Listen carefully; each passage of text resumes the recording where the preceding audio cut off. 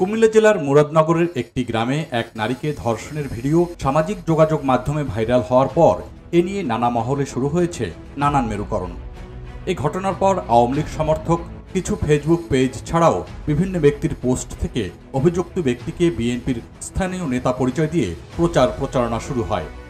এরপর বিএনপির media cell থেকে তা প্রত্যাখ্যান করে বলা হয় অভিযুক্ত ব্যক্তি বিএনপির নয় বরং আওয়ামী লীগের স্থানীয় রাজনীতির সঙ্গে জড়িত।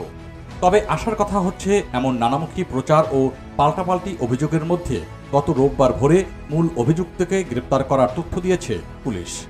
কুমিল্লার পুলিশ সুপার নাজির আহমেদ খান সাংবাদিকদের বলেছেন, এই ঘটনায় মোট 5 জনকে আটক করা হয়েছে। তদন্তে আর কারো সংশ্লিষ্টতা পাওয়া গেলে তাদেরকেও আইনের আওতায় আনার হুঁশিয়ারি দিয়েছেন পুলিশের এই কর্মকর্তা।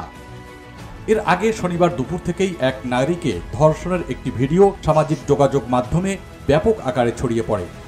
অনেকেই এটিকে ধর্মীয় সংখ্যালঘু সম্প্রদায়ের নারীকে ধর্ষণ হিসেবে উল্লেখ করে ভিডিওটি শেয়ার করেছেন।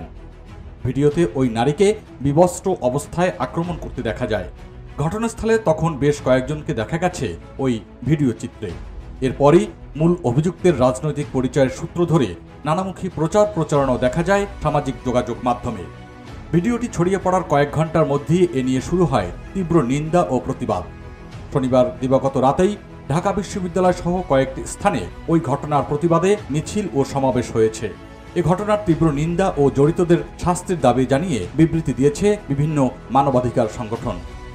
পুলিশের ভাষ্য অনুযায়ী ঘটনাটি বৃহস্পতিবারের হলেও এটি ফেসবুক সহ সামাজিক যোগাযোগ মাধ্যমে ভাইরাল হয় শনিবার। এরপর এ নিয়ে দেখা দেয় তীব্র প্রতিক্রিয়া। তবে এ ঘটনা ভাইরাল না হলে সবকিছুই অন্ধকারে চলে যেত বলে মনে করছেন অনেকে।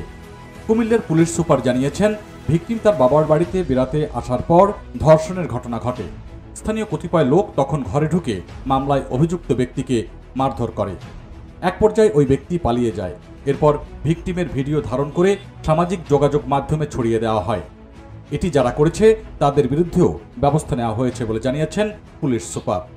পুলিশের এই কর্মকর্তা আরও জানিয়েছেন, ভুক্তভোগী নারী নিজেই বাদী হয়ে মুরাদনগর থানায় মামলা করেছেন। অভিযোগে তিনি উল্লেখ করেছেন, অভিযুক্ত ব্যক্তি তার বাবার বাড়ির এলাকারই বাসিন্দা এবং তিনি যখন স্বামীর বাড়ি থেকে নিজের বাড়িতে বেড়াতে আসতেন তখন বিভিন্ন সময় তাকে ওই ব্যক্তি উত্ত্যক্ত করত। এবারও তিনি তার বাবার বাড়িতে আসার পর থেকে তাকে উত্ত্যক্ত করা হয়েছিল বলে এজাহারে উল্লেখ করা হয়েছে। সবশেষ গত বৃহস্পতিবার ওই ব্যক্তি কৌশলে তার ঘরে প্রবেশ করে গলায় ছুরি ধরে এক পর্যায়ে তাকে খুনের ভয় দেখিয়ে ধর্ষণ করে।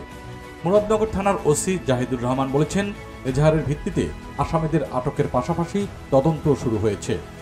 মামলার মূল অভিযুক্তকে আটকের পর হাসপাতালে রাখা হয়েছে বলেও জানিয়েছেন তিনি। অন্যদিকে ভিডিও ধারণ করে তা ছড়ানোর অভিযোগে আটক ব্যক্তিদের আদালতের মাধ্যমে কারাগারে পাঠানোর কথাও জানিয়েছে মুরাদনগর থানার পুলিশ।